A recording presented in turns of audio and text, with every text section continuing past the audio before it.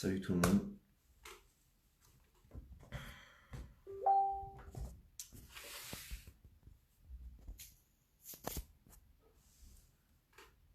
Salut tout le monde.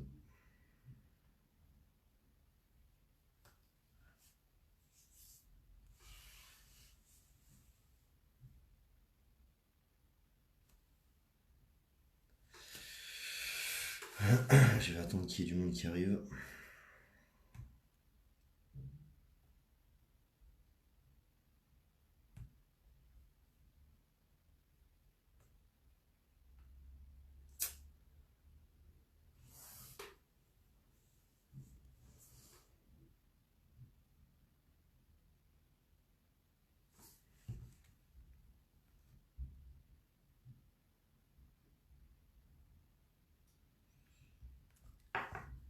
Je vais attendre qu'il y ait du monde qui arrive. J'écris en toi, il faut que tu nous guides, tu es notre trompe. Ah non, je peux pas guider les gens, moi, Walter. Je suis pas. Je suis pas. Quelqu'un qui vous sauvera le cul. Il faut tous qu'on se sauve le cul ensemble. Vite.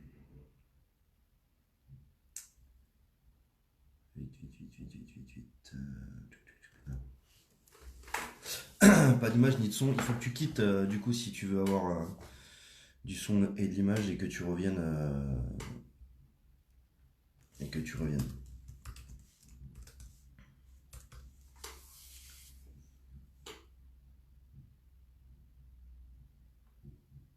Salut tout le monde.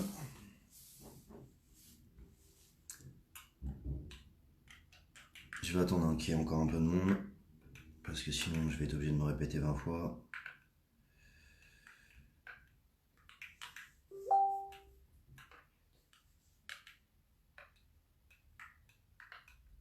Alors, je vous préviens tout de suite. Là, le but de ce live, c'est de parler de ce qui est en train de se passer pour Julian Assange. Ce sera pas un live où je vais parler du RIP, de ADP, de quoi que ce soit qui concerne ça. Enfin, on verra peut-être après, mais on va voir.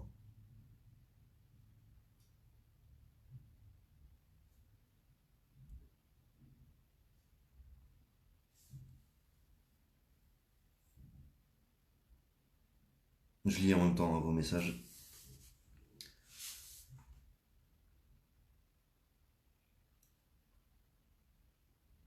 T'as l'air épuisé. Non, là, je suis pas épuisé. Je vais vous dire honnêtement, je suis juste sidéré, quoi. Je suis juste sidéré. J'ai mis une alerte, j'ai fait un post il y a 10 minutes sur le groupe. Je ne sais pas pourquoi il n'y a pas de notification, c'est un problème qu'on a depuis 3 mois. Et je ne sais pas pourquoi. Je ne sais pas du tout pourquoi. Je vais essayer de faire un truc. Je vais essayer de faire un truc.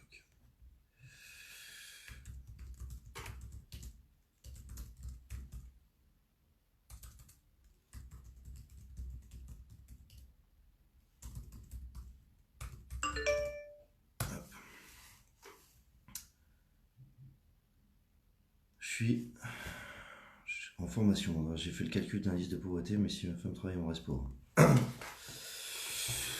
C'est passé quoi? Justement, j'attends qu'il y ait à peu près 1000 personnes, comme ça on va pouvoir commencer à parler. On va pouvoir parler de ce qui se passe là, parce que moi je fais partie des gens qui hallucinent, mais bon. Bon alors qu'as-tu à me dire sur Julian Assange? C'est parti, on va commencer. Donc je sais pas si vous êtes au courant, pour ceux qui ne le sont pas, Julian Assange, pour ceux qui ne le connaissent pas, Julian Assange pardon, c'est une personne qui, dans l'intérêt public et dans l'intérêt collectif, a décidé en 2006 de fonder une entreprise qui s'appelle Wikileaks. Wikileaks, qu'est-ce que c'est? C'est une entreprise qui était censée, et qui est censée, et qui le fait très bien d'ailleurs, protéger les sources des personnes qui veulent diffuser des informations qui sont sensibles. Par exemple, Admettons que, je ne sais pas, la France bombarde des civils, je ne sais pas où, et que des militaires s'en indignent et ont des preuves. Ces militaires-là, pour garder l'anonymat, passent par Wikileaks en leur envoyant les données, messages, vidéos, échanges de mails, etc. Et Wikileaks se charge de transmettre aux yeux du monde les documents qui peuvent accabler l'armée française. Admettons si l'armée française venait à faire des exactions ou venait à faire des opérations sur des théâtres d'opérations extérieures qui ne pourraient pas être officiellement dites parce que choquantes ou parce que illégales. C'est un exemple. Donc Wikileaks a depuis 2006 subi des pressions de malades. Euh, En gros, il lance des alertes, c'est un lanceur d'alerte, hein. Et il aide les lanceurs d'alerte à rester anonymes et à transférer leurs données. Depuis 2011, ils ont eu des pressions. Alors, on leur a coupé tous les moyens de paiement, tous les moyens d'être approvisionnés financièrement pour aider à transmettre ces infos. Et quand je vous dis il y a eu un blocus financier sur eux, pour information, le blocus qui a été orchestré en 2010, ça a commencé en décembre 2010, c'est ni plus ni moins que Visa, Mastercard, Bank of America, PayPal et Western Union. Toutes ces entreprises-là, et c'est pas exhaustif, euh, ont décidé d'arrêter, enfin de bloquer la possibilité à Julian Assange de recevoir des paiements. Il a donc accepté les crypto-monnaies pour donc il n'y avait pas que Bitcoin, il y avait Monero, Zcash, enfin d'autres monnaies, et pour continuer à pouvoir transférer ces données. Alors aujourd'hui, qu'est-ce qui se passe? Aujourd'hui, il se passe que à l'époque, ils ont essayé de le faire taire en lui mettant une affaire de viol, affaire qui a été classée sans suite puisque non fondée. Et pour éviter d'être par cette accusation arrêté et extradé vers les États-Unis, pays où il a réussi, par exemple via Edward Snowden ou via d'autres personnes, à diffuser des documents, énormément de documents. Je prends l'exemple, là j'en ai un sous les yeux, 500 000 documents provenant seulement du ministère des Affaires étrangères saoudien, les Daytoni Policies, les Syria Files, énormément de documents qui compromettent l'action de certains gouvernements, qui mentent, se servent d'argent public, détruisent des populations, tuent des gens, tuent des enfants, violent les lois de leur pays, etc. Il a 48 ans, il me semble, 40... Alors, je vais vous dire ça. Il a 47 ou 48 ans, je crois. Quelque chose comme ça. Il a pas loin de la cinquantaine. Donc, quand on lui a collé cette accusation de viol, il avait décidé de demander l'asile politique dans l'ambassade d'Équateur située à Londres. Asile politique qui avait été accepté et il était donc enfermé depuis plus de 7 ans dans l'ambassade d'Équateur, une espèce de cage à poules, sans balcon, sans visibilité sur l'extérieur, depuis plus de 7 ans. Donc il a été privé de ses libertés d'individu et d'être humain. À l'époque, l'ambassade d'Équateur avait demandé à ce qu'il soit considéré comme un agent diplomatique et qu'il ait l'immunité diplomatique pour pouvoir sortir de l'ambassade et pouvoir être libre de ses mouvements. Sauf que l'Angleterre avait refusé de lui accepter ce statut d'agent diplomatique et donc il est resté enfermé pendant toutes ces années dans l'ambassade d'Équateur à Londres. Qu'est-ce qui s'est passé là concrètement? En Équateur, le gouvernement a changé et le nouveau gouvernement a décidé, alors via des accords, via je ne sais pas quoi exactement, des coups de téléphone, enfin bref, ils ont décidé de demander l'intervention de la police anglaise, de rentrer dans l'ambassade et de le sortir pour extradition sous prétexte, alors c'est un des prétextes, qu'il aurait violé son contrôle judiciaire lors de son inculpation, enfin lors de sa demande de poursuite judiciaire pour pseudo-viol Il était censé pas quitter le pays où il était à cette époque et il a violé son contrôle judiciaire et est parti se réfugier dans l'ambassade d'Équateur. Sous prétexte de ça, enfin, de ce qui est dit sur différents réseaux, de ce qui est dit sur les médias qui remontent les informations et de ce que j'ai pu avoir comme information par Juan, euh, il va être extradé. Donc, après la courte petite histoire qui est non exhaustive, qui est pas complète, je manque sûrement plein de détails. Moi, il y a quelque chose qui me choque.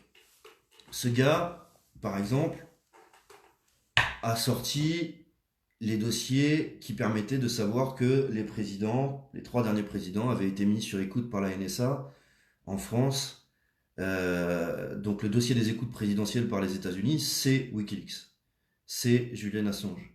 Ce mec a peut-être sauvé des vies dans le sens où, quand on sait que des personnes comme les présidents sont mis sur écoute, et qu'on sait qu'ils sont mis sur écoute et qu'ils peuvent discuter par téléphone de dossiers sensibles, par exemple sur la position de troupes militaires françaises à l'étranger qui prépareraient par exemple une attaque contre des camps terroristes ou ce genre de choses, quand on sait que c'est mis sur écoute, on se dit que ça peut être dangereux, ça peut mettre en danger des forces militaires positionnées à l'étranger, ça peut mettre en danger la vie des citoyens, ça peut déclencher l'envie de passage à l'acte de certaines personnes qui seraient radicalisées. Donc c'est très dangereux. Ce mec a dénoncé ces écoutes, a diffusé les documents d'écoute, donc a potentiellement sauvé la vie de Français. Ensuite, d'après ce que j'ai comme information, il a un enfant en France.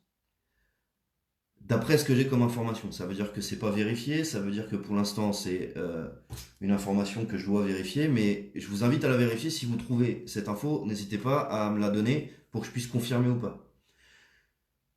Ce mec, Julian Assange, a presque 50 ans, a passé 7 ans de sa vie enfermé dans une pièce pourquoi? Pour la liberté d'informer la majorité des... Enfin, pour l'intérêt collectif. Ce mec a passé plus de 7 ans enfermé dans une pièce pour diffuser des informations, pour sauver le cul de gens comme nous, qui sommes chez nous et qui comprenons rien à ce qui se passe dans le monde. Et la France a refusé un asile politique.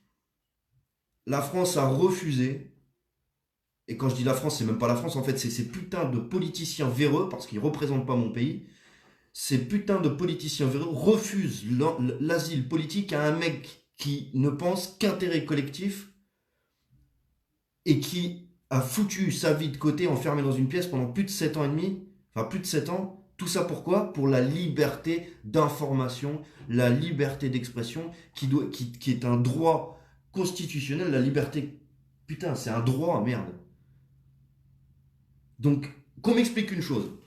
Quand un mec diffuse des vérités et qu'on fait tout pour l'évincer et le foutre en prison, et que les dirigeants de nos pays successifs ne font rien pour protéger ce type, où est la liberté d'expression? Où est la liberté d'information de masse? Quand on nous dit non, les médias de masse, c'est pas des médias de propagande, c'est pas le quatrième pouvoir, c'est pas eux qui font la pluie et le beau temps dans le pays, et qu'un mec qui essaye de faire un vrai travail de journaliste en diffusant des informations vérifiées, parce que pas un seul des documents que Wikileaks a envoyés, sur des dizaines de milliers de documents, n'a été considéré comme faux. Et là, vous voyez tous les médias qui s'empressent d'aller chercher ce que Wikileaks a sorti comme document, comme quand Mediapart sort un document, parce que oulala, ça y est, c'est mine d'or. Les médias français ont le droit de diffuser n'importe quelle merde de façon massive, laisser parler des gens comme Luc Ferry, comme Pascal Praud, comme je ne sais pas combien encore d'enfoirés qui peuvent se permettre sur une antenne de télévision de cracher sur la gueule des gens, de diffuser de la haine, de la colère, de faire naître dans la tête des gens l'envie d'aller taper sur la gueule de son voisin parce qu'il est gilet jaune. Ça, il n'y a pas de problème, on laisse diffuser. Par contre, un mec qui diffuse la vérité, non seulement on lui accorde pas l'asile politique, mais en plus de ça, on le protège pas. Ça veut dire que si on protège pas ce gars, les politiques français ne protègent ni la liberté d'expression, ni la liberté d'information. Donc je vais me joindre, et là, ça me fait chier ce que je vais dire. Mais j'ai vu qu'il y a je ne sais pas combien de personnes qui appellent à ce que le gouvernement français réagisse et accorde l'asile politique à Julian Assange en urgence et, et fasse en sorte d'annuler son extradition et de le prendre et de protéger son intégrité physique, morale et tout le reste en France. Dans ces personnes, il y a des politiques. Dans ces personnes, il y a des artistes, il y a des personnes américaines, un peu de partout en France, un peu de partout dans le monde. Il y a énormément de personnes qui réagissent sur ce sujet actuellement. Eh ben, j'en ai rien à foutre. Je vais me joindre à eux et je vais demander, même si j'ai absolument aucun pouvoir ni aucun poids pour demander ça, mais une pétition a été mise sur le groupe Flag Rider Info Blocage pour la demande d'asile, pour qu'une demande d'asile soit acceptée pour Julian Assange. Et je me joins à toutes les personnes qui dénoncent une façon horrible et flagrante de museler la liberté d'expression, de museler la liberté d'information, sous prétexte que ça dérange des États, les documents qu'ils fournissent, parce que ça met en lumière leurs petites magouilles, leurs exactions, leurs crimes de guerre, et j'en passe et des meilleurs. Aujourd'hui, vous avez devant vous la preuve. S'il n'y a pas plus ultime comme preuve, la preuve que les États feront tout ce qui est en leur pouvoir pour que la finance triomphe et l'humain crève la dalle. Parce que quand on essaye de mettre en lumière ce que les États font pour tuer des gens et pour appauvrir des pays et pour mentir aux populations, eh ben on essaye par tous les moyens de couper financièrement de couper les vannes financières pour que Julian puisse le faire à l'époque en 2010, fin 2010, de faire tout ce qu'il faut pour que ce mec psychologiquement pète un plomb. Imaginez-vous la force de caractère, parce que là il n'est pas enfermé volontairement, c'est pas quelqu'un qui est venu le chercher, qui l'a foutu en prison. Il s'est mis de lui-même pour diffuser des informations, enfermé dans une pièce pendant 7 ans et demi, sans voir le jour, parce qu'il n'y a pas de fenêtre dans la pièce où il est. Il est sorti 2 fois en 6 mois sur un espèce de petit balcon. Je vous laisse aller voir les photos, vous allez halluciner. Il ne pouvait même pas marcher, quoi. À part dans une pièce à tourner comme un poisson dans un bocal. Tout ça pour l'intérêt collectif et la diffusion d'informations. Ce mec a un courage et une détermination que peu de gens dans cette planète pourraient avoir. Parce que moi, derrière mon écran, ou sur les lieux de manifestation le samedi, c'est bien facile, j'ai des petites pressions, machin, d'accord, ok, d'accord, super, waouh. Sauf que moi, j'éteins mon truc, je peux aller me balader, je peux me promener, je peux faire ce que je veux en fait. Sauf si ça coûte trop de thunes. Mais voilà, donc non seulement je me lie à toutes les personnes qui demandent à ce que la France réagisse très très rapidement pour demander l'asile politique, pour accorder l'asile politique à Julian Assange. Auquel cas, encore une fois, s'il n'y avait pas encore de preuves à faire, bah là, ça sera encore une preuve de plus. L'État français, les représentants politiques français montreront encore une fois à quel point le respect des droits fondamentaux et le respect de ce qui représente notre pays, c'est-à-dire la liberté, l'égalité, la fraternité, les droits de l'homme et du citoyen, pays fondateur. Nous sommes un pays fondateur des droits de l'homme et du citoyen. Eh bien, théoriquement, si on respectait ça, le lien pour la pétition est déjà sur le groupe. Théoriquement, si on respectait ça, la question ne devrait même pas se poser. Julian Assange aurait dû déjà être en France, avec une immunité, et nationalisé français. Il aurait dû devenir citoyen français. Parce que si la France n'est pas foutue capable, si quand on est dans toutes les communautés de guerre, qu'on est complotiste. Mes questions, c'est pas eux les complotistes, plutôt il y a des bugs dans ta cuisine. Écoute, Christophe, je dis pas que Macron, on a quelque chose à carrer et que Macron, en disant ça, là, je fais une vidéo, ça y est, paf, Macron va claquer des doigts, puis Julian Assange, mais je suis obligé de réagir. Je suis obligé de dire que ce mec-là, si l'État français, si les représentants politiques français ne réagissent pas pour que un type comme ça, d'intérêt public, d'intérêt global, d'intérêt général, ne soit pas protégé, juste sur le fait que les droits de l'homme et du citoyen garantissent la liberté d'expression et d'information et garantissent la liberté, l'égalité et la fraternité. Ce mec-là, c'est un héros. Et quand je vois un ministre des Affaires étrangères anglais dire que c'est ni un héros, ni quoi que ce soit, et que ce mec a juste fait en sorte d'échapper à la justice et qu'il doit payer pour ce qu'il a fait, le mec, il a fait quoi? Il a diffusé des informations pour sauver des gens. Alors je sais que ça va être très compliqué, qu'il y a peu de chances qu'ils se mettent en travers des USA, etc. Mais je pense que si une fois, historiquement parlant, la France doit se mettre en travers des États-Unis pour montrer à quel point le respect des valeurs fondamentales qui fondent ce pays, c'est la liberté d'expression, l'égalité de traitement et la fraternité entre les gens, eh ben c'est aujourd'hui. Sinon, je peux vous garantir que l'histoire de France, faudra qu'on se batte tous. Faut qu'on continue à se battre, les gens. Je vous jure, faut qu'on continue à se battre. Faut qu'on continue à se battre, vraiment. Faut qu'on se mobilise. Il faut vraiment que les gens qui se rendent pas compte de ce qu'il faut en parler tout autour de vous. Il faut vraiment que les gens comprennent que là, on est en train de vivre des périodes de l'histoire, mais c'est hallucinant. C'est horrible. C'est hallucinant. Aujourd'hui, on a quoi?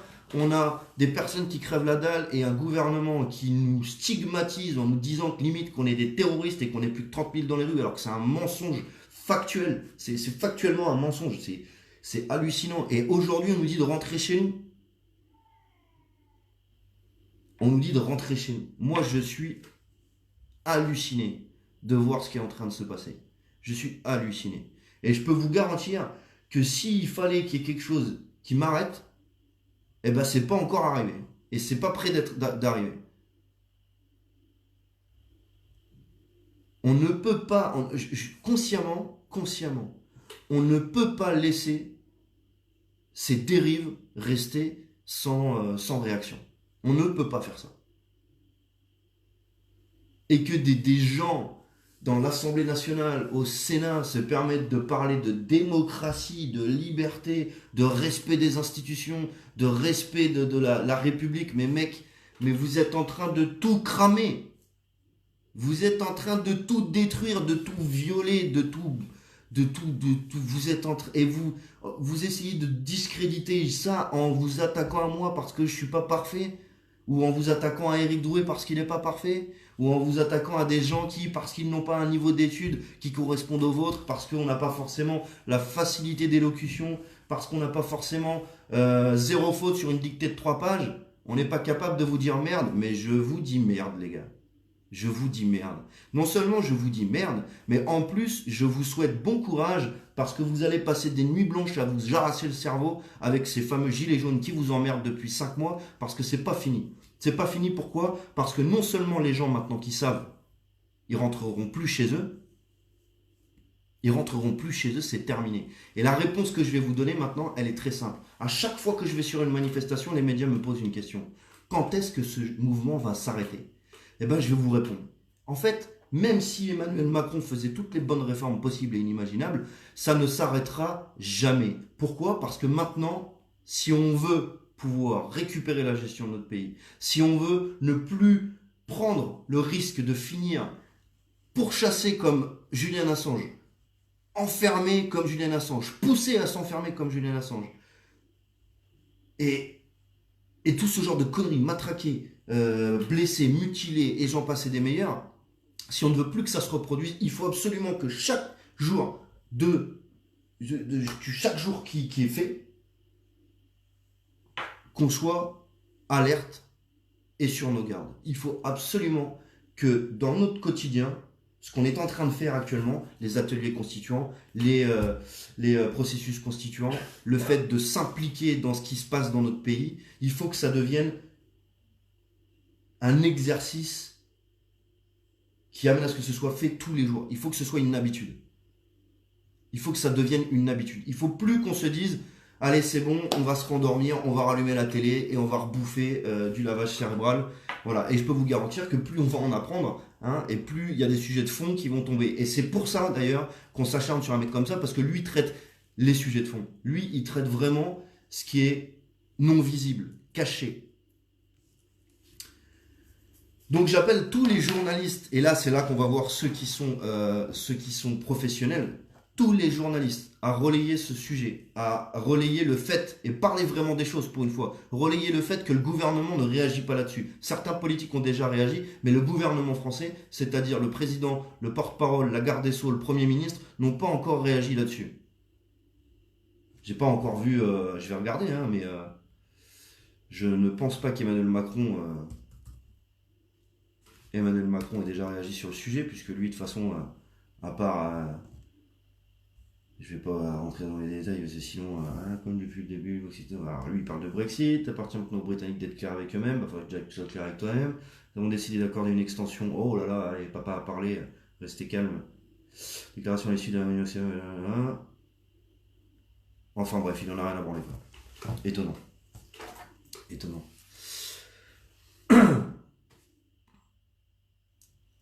Donc là, c'est une liberté fondamentale. On s'attaque à la liberté de la presse, liberté d'expression, liberté de parler, etc. Je vous rappelle, pour ceux qui viennent d'arriver, qu'il y a une pétition qui est sur le groupe. Je sais qu'une pétition, enfin, c'est pas ce qui va le sauver, mais si ça peut aider à faire réagir les gens et à s'informer.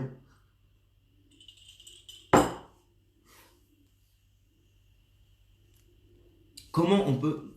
Je vous pose une question parce que je suis un être humain aussi, hein, et ça fait 5 mois que je suis là-dedans, 5 mois qu'on vit des moments très compliqués.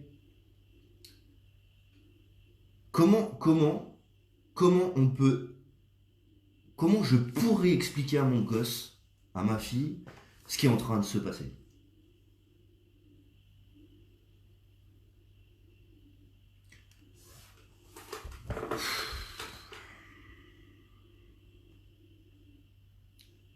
C'est des malades.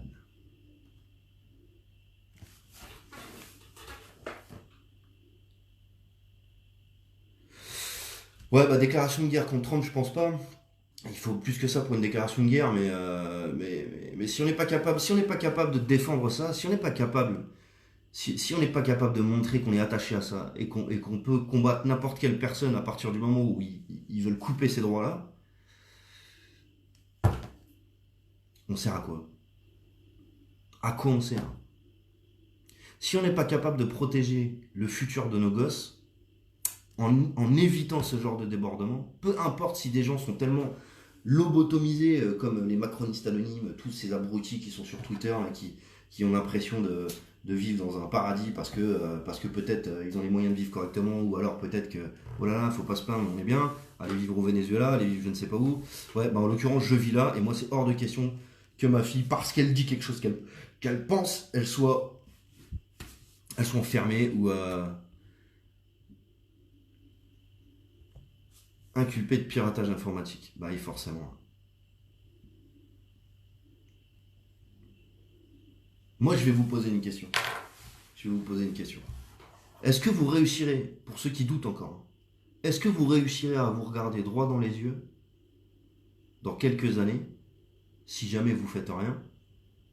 Est-ce que vous arrivez à vous regarder droit dans les yeux en vous disant, bah, j'aurais peut-être dû faire quelque chose en fait?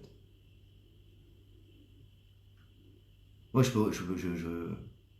sais pas. Je suis désolé, hein, d'habitude les lives c'est un peu plus parlant, c'est un peu plus. Là, je suis un petit peu j'ai l'herbe coupée sous le pied en fait. Je suis un petit peu dégoûté là.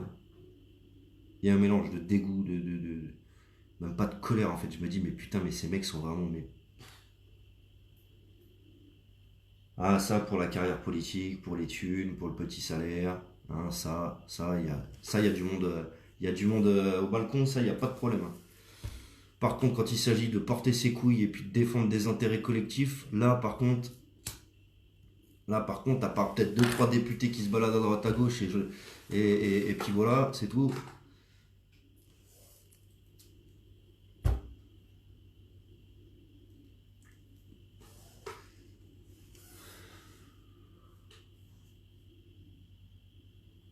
Mec, ça va tellement loin, je vais vous montrer un truc, ça va tellement loin que, que j'ai carrément un Twitter. Alors ça c'est un truc de.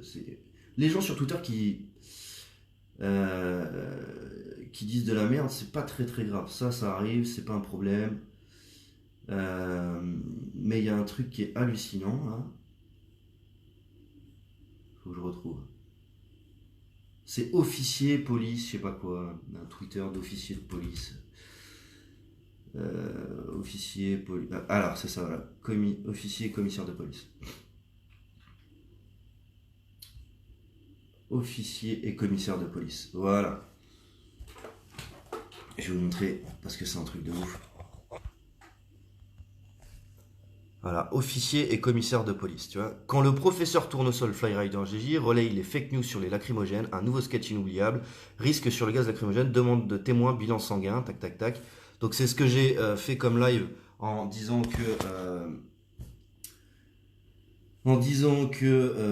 les gaz lacrymogènes chauffés dégageaient bien une forme de cyanure. Et que cette forme de cyanure était métabolisée dans le sang et quand le corps réagissait, ça créait du thiocyanate et que le niveau de thiocyanate dans les urines pouvait donner une idée du taux d'exposition au cyanure et que forcément ça a des risques de santé. Et là j'ai officier commissaire de police qui me sort quand le professeur Tournesol, flyer dans le gire, relaye des fake news sur les lacrymogènes. Ces mecs sont juste font partie du système, quoi. C'est vraiment les plus gros moutons du système. C'est-à-dire que tu as une partie des flics qui font bien leur travail et qui ont leur cerveau allumé et qui sont dégoûtés d'être obligés de taper sur des gens. D'ailleurs, il y en a qui se foutent ta gueule en l'air. Hein, vous voyez jusqu'à quel point ça pousse les gens. Et là, on a des sages officiers. Vous savez, il y avait une phrase qui était géniale. C'était moins vous avez de capacité à remettre l'ordre établi en cause et plus vite vous montez dans la hiérarchie. Donc en fait, c'est hyper simple à comprendre. Plus on monte dans la hiérarchie, moins les gens sont capables et ont la possibilité intellectuelle de remettre les institutions, de remettre le système en cause. Plus on réfléchit, moins on monte. Moins on réfléchit, plus on est haut. Et ces gens-là qui sont derrière ce pseudo-officier commissaire de police sont la belle preuve des petits moutons d'un système qui disent aux gens, mais non, fake news, les lacrymogènes, c'est bon pour la santé. Putain, les mecs, vous êtes vraiment... Alors, non seulement, je ne suis pas professeur Tournesol, deuxièmement, des études sur le gaz lacrymogène, il y en a depuis des années, et c'est pas pour rien que c'est interdit en temps de guerre, monsieur officier et commissaire de police.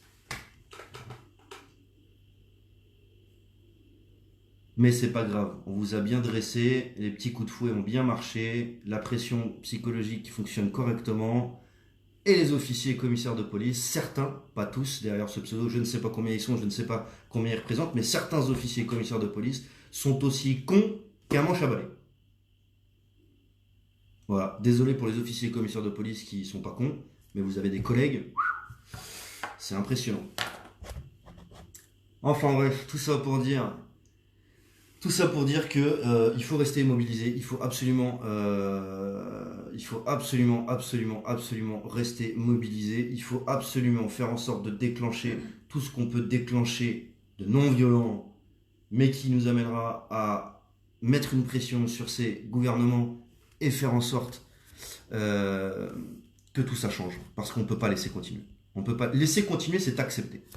Vous êtes prêts à accepter qu'on foute en prison la liberté d'expression ? Vous êtes prêts à accepter qu'on puisse arracher un œil lors d'une manifestation en disant que oups, c'est pas de ma faute, j'ai tiré là-bas et son œil est venu devant le LDB. Je n'ai pas fait exprès, c'est pas de ma faute, chef. Hein ? Vous êtes prêts à faire en sorte qu'on puisse foutre une grand-mère à l'hosto parce qu'elle se trouvait à un endroit où il n'aurait pas fallu qu'elle se trouve. C'est-à-dire légitimer la violence policière en tant que solution de répression pour une dispersion de manifestations. Hein ? Le seul truc qui me choque, c'est qu'il n'y en ait pas un depuis le départ qui ait dit la façon démocratique de répondre à une crise, c'est quoi ? Un bout de bois, un bout de métal, et taper. Voilà. L'intelligence du gouvernement. Il faut taper. Je vous rappelle quand même que le gouvernement a dit qu'il ne fallait pas mettre de fessée à ses enfants. Parce que c'est pas par la violence qu'on résout les conflits. Alors, on ne peut pas mettre une claque au cul à son gosse. Par contre, on a le droit de défoncer la gueule à coups de matraque à une grand-mère. Ou à une femme. Ou arracher un œil avec un LDB. Ou employer de l'explosif militaire dans des grenades de dispersion pour disperser des gens. Ça, on a le droit, ça, c'est pas grave. Ça. Non, ça, c'est pas grave. Et puis, nous serons fermes pour les institutions. bande d'abrutis qui sont, sans déconner. C'est vraiment des vendus, c'est de la, pour le coup, c'est vraiment la racaille. C'est ça la racaille. La racaille, c'est les gens qui, qui, qui, qui détruisent l'intérêt collectif c'est eux la racaille. C'est vraiment eux la racaille. La racaille est en costard-cravate dans ce pays. Putain. Comment vous voulez qu'on rentre chez nous? C'est impossible. C'est impossible. C'est impossible. En plus, enfin, je pense que le prochain live que je ferai un tableau. Je filmerai un tableau blanc. Et je vais mettre tous les noms. On va essayer avec les monotiens de faire ça. Ça va nous prendre du temps, mais c'est pas grave. On va essayer de faire un tableau. Et on mettra tous les noms des gens qui sont politisés, qui ont des poursuites judiciaires et qui ne sont pas en prison. Hein, et puis tous les gens dans l'État qui ont menti, qui ont fait des faux comptes Twitter, qui ont balancé des fake news, etc., etc. La pétition est sur le groupe, les amis. Et on va faire une liste comme ça, tac, tac, tac, tac, tac, tac, tac, tac, tac, tac, juste sur les 20 derniers mois, hein, juste sur la présidence d'Emmanuel Macron. Hein. Président des antisociaux et professeur Tournesol, ton avenir est tout tracé. Non mais je vous le dis clairement, moi je ne me présenterai jamais à une élection de quoi que ce soit. La seule élection où je me suis présenté, c'était à une élection de délégué de classe. Et j'étais pas dans cette classe en plus. Enfin bref. Et je ferai une liste comme ça, juste pour voir à quel point ils sont capables d'avancer dans le bourbier, alors qu'ils sont déjà avec des valises et des boulets derrière eux, mais c'est pire qu'hallucinant quoi.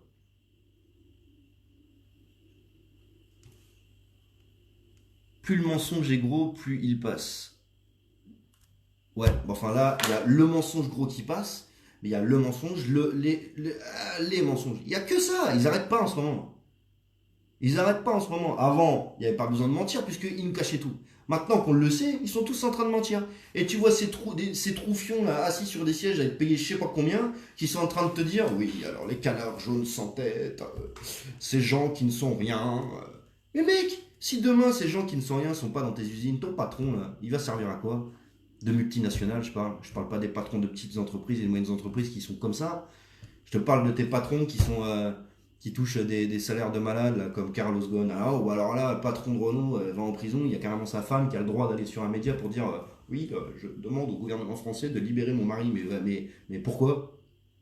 Le mec détourne des fonds, il a je ne sais pas combien de millions, pourquoi il ne devrait pas faire face à la justice, lui? Eh mon ange, moi je vais t'envoyer à la télévision pour que si jamais je suis en prison, tu demandes à Emmanuel Macron d'intervenir. Ça passe, tu crois? Ouais, ça passe. Bah attends, il y a la femme de Carlos Ghosn qui le fait, pourquoi tu le ferais pas toi? En plus, tu passes bien la caméra, je suis sûr. Si, tu fais petit coup de tête comme ça, là, Manu. Faut que tu sortes Max de... Ah là là. Enfin bon, bref, moi je suis juste halluciné. Et tout ce que je peux vous dire, c'est que ce week-end, eh ben, je serai comme tous les week-ends mobilisé. Et je pense que ce week-end, il faut que ce soit une grosse mobilisation. Il faut que ce soit absolument une grosse mobilisation. Le 20, à Paris, il faut absolument que ce soit une grosse mobilisation. Le 27, il y a Strasbourg, il y a, pour ceux qui le voudront, la convergence des luttes. Moi, je suis ni pour ni contre, hein. J'ai donné mon avis, mais pour être neutre, pour les gens qui me connaissent, voilà. Donc, l'important, c'est d'être mobilisé. Le 1er mai, et ainsi de suite, et ainsi de suite, et ainsi de suite, et ainsi de suite. Tous les week-ends, il faut être mobilisé en masse, il faut en parler partout. Continuez à faire vos ateliers constituants, continuez à faire vos assemblées générales, continuez à faire tout ce que vous faites pour que ce mouvement perdure et se structure. Moi, je vous garantis que je continuerai à diffuser des informations aussi bien que je peux le faire, avec les erreurs que je peux faire d'habitude. Et si j'en fais, n'hésitez pas à me le dire. Je sais m'excuser quand je fais une boulette, chose qui n'est pas innée chez les politicards. Ça, ils ne savent pas le faire. Non, j'ai pas vu la conférence de presse avec les associations et la CGT. Et comme je vous le dis, moi, sur ce sujet-là, la convergence, je prends la distance. J'espère me tromper, mais j'espère qu'ils en profiteront pas pour nous mettre une carotte. Même si je pense que s'ils nous mettent une carotte derrière, la mobilisation sera encore pire. Et je pense qu'ils perdront beaucoup de syndiqués. Mais bref, je préfère me retirer. J'ai dit pas de politique, pas de syndicat me concernant. Donc je me retire de ça. Ceux qui veulent le faire, c'est la démocratie, c'est chacun fait ce qu'il a envie. Et ben, si les gens veulent le faire, je ne peux absolument pas l'empêcher ni être contre. Voilà, c'est le résultat, moi, qui me fait peur.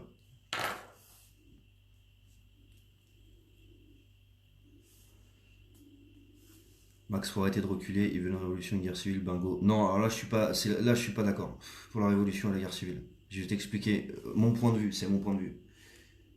Ils ont tout ce qu'il faut comme arsenal pour réprimer la violence. Si tu vas avec la violence, si tu veux battre un boxeur professionnel, c'est pas en mettant des gants que tu vas y arriver. Parce qu'au premier uppercut, tu vas tomber. Par contre, un boxeur professionnel, si tu commences à lui dire que tu es, je sais pas, champion de marathon, eh ben, le boxeur, à mon avis, va pas te suivre. Même s'il sait courir, il va pas te suivre. Et c'est là ce qu'on est en train de faire. On est en train de faire un marathon, les gars. On est en train de faire le marathon jaune. Le marathon jaune, ça va être l'épuisement sur la longueur. Ça va être l'épuisement de l'arsenal policier. Ça va être l'épuisement de l'arsenal judiciaire. Ça va être l'épuisement de l'arsenal de fake news et de mensonges d'État. Ça va être l'épuisement de tout ce qu'ils vont pouvoir avoir pour essayer de faire taire ce mouvement. Et nous, on sera encore dans les rues. Et nous, on sera encore là à se montrer. Et on continuera à diffuser des informations. Et on continuera à interagir avec les pays étrangers. Il y a encore des journaux étrangers qui nous contactent pour savoir ce qui se passe réellement parce qu'ils voient ce qui se passe, ils viennent sur les manifs et ils voient ce que les médias mainstream disent et ils voient qu'il y a un putain de décalage.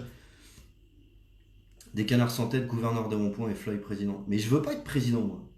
Non, mais je vous le dis vraiment, parce qu'il y en a qui rigolent avec ça, mais je veux pas du tout ni être président, ni être ministre, ni être député, ni être mais je sais pas, peu importe en fait. Je veux pas participer à de la politique dans un système tel que celui-là, parce que ce système tel qu'il est actuellement est vérolé. Et par la suite, si ce système évolue, je veux faire partie des citoyens qui donnent leur avis. C'est tout. Je veux avoir la même importance que n'importe qui dans une boîte. Quand je dis non, eh ben, je veux que mon nom soit compté comme le nom du pote, le nom du mec d'à côté ou le oui du mec qui habite à 2000 km. Ou 10 000. Peu importe. Donc moi je vous invite, et c'est une invitation, à un marathon jaune. Le marathon de la longueur. Voilà. C'est tout ce que je pense qu'il faut faire. Si vous rentrez dans la violence, je pense que ça n'aura aucun avantage sur le long terme, si ce n'est qu'ils vont nous pondre des lois de merde, qui vont nous empêcher de sortir de la maison et de péter sans qu'il y ait un satellite ou une caméra de sécurité à reconnaissance faciale qui soit au courant. Voilà. L'épuisement de Macron. L'épuisement, de toute façon, je vais vous dire, ce système, il arrive à ses limites. Ce système, il arrive à bout de souffle. On a un mec, cofondateur de Doctissimo, qui nous fait une petite conférence et qui nous dit quoi? Il nous dit, alors je ne sais plus exactement quelle référence il a pris, mais enfin il a pris une référence où il dit d'un côté il y a les dieux, d'un côté il y a les inutiles. Et il a dit d'un côté les dieux de demain, c'est ceux qui maîtriseront l'information, ceux qui maîtriseront l'informatique, ceux qui maîtriseront les nouvelles technologies, reconnaissance faciale, intelligence artificielle, nanotechnologie, puces RFID, etc. Ceux qui détiendront ça seront les dieux. Et nous serons des inutiles. Nous serons des inutiles parce que nous serons obligés d'accepter, parce que ce sera obligatoire. Aujourd'hui, ils nous mettent 11 vaccins obligatoires, mais qui vous dit que dans 5 ou 10 ans, ils ne vont pas nous mettre un implant obligatoire en disant, ben voilà, l'implant RFID, c'est obligatoire à la naissance, c'est plus facile en cas d'accident, ils vont te sortir n'importe quel truc, ils vont te passer une loi, ça va être obligatoire, et puis si tu le fais pas, tu es hors la loi, c'est sanitairement pas acceptable, etc., etc. Si on ne fait pas ça maintenant, si on ne se bat pas pour nos libertés, nos droits fondamentaux, et le droit de vivre dignement et de vivre dans un monde où l'humain est considéré à sa juste valeur, non mais ce mec est déjanté, hein, c'est clair. Si on ne le fait pas, on n'aura plus aucune chance de le faire. Ce sera terminé. Ouais, il parle de transhumanisme, il parle de plein de choses. Le problème, c'est que c'est une réalité ce qu'il dit. C'est-à-dire que si jamais on ne fait rien, eh ben, on deviendra pour le coup des vrais moutons sans la possibilité de sortir du troupeau, quoi.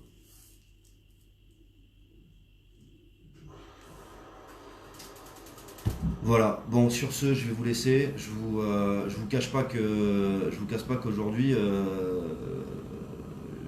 ça m'a foutu ma dose de vitamines et de caféine pour les siècles des siècles et que je vais m'y remettre puissance Mac 12 pour la diffusion d'infos.